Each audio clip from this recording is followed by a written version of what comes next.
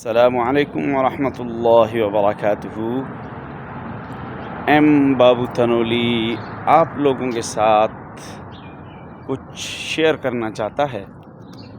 آپ لوگوں کے ساتھ شیئر یہ کرنا چاہتا ہے کہ جوں جوں عمر بڑھتی جاتی ہے تو انسان کے بدن میں کمزوری آتی جاتی ہے، اور جوں جوں عمر بڑھتی ہے سستی آتی جاتی ہے، اکتاہٹ آتی جاتی ہے۔ تو اس کا بہترین حل یہ ہے کہ آپ فجر کی نماز پڑھیں، اور فجر کی نماز پڑھنے کے بعد آپ جو ہے نا، یہ جو تازہ ہوا ہوتی ہے، باد صبا ہوتی ہے، صبح کی جو ہوا ہوتی ہے، اس میں باہر نکلیں، چونکہ دھواں دھوڑ کچھ بھی نہیں ہوتا، تازہ ہوا ہوتی ہے۔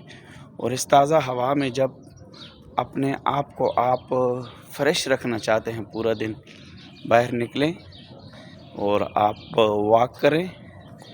آپ کے بدن کے لیے، آپ کی صحت کے لیے، دل و دماغ کے لیے، آپ کے چہرے کے لیے یہ بہت ہی ضروری ہوتی ہے واک۔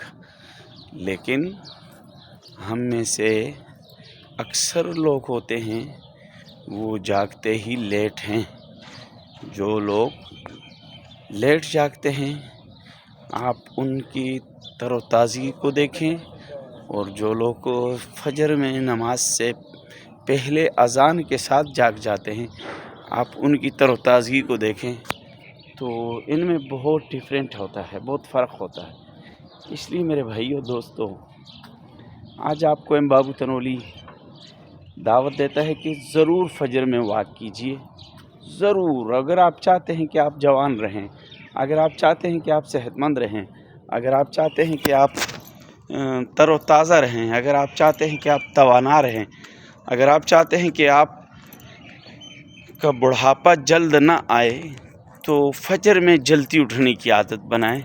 اور جلدی اٹھنے کے ساتھ ساتھ یہ ہے کہ آپ لوگ واک ضرور کریں، واک ضرور، اور کھانا کم سے کم۔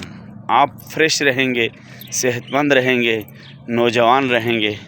تو آج کا یہی پیغام لے کر آپ لوگوں کے سامنے آیا تھا۔ السلام علیکم۔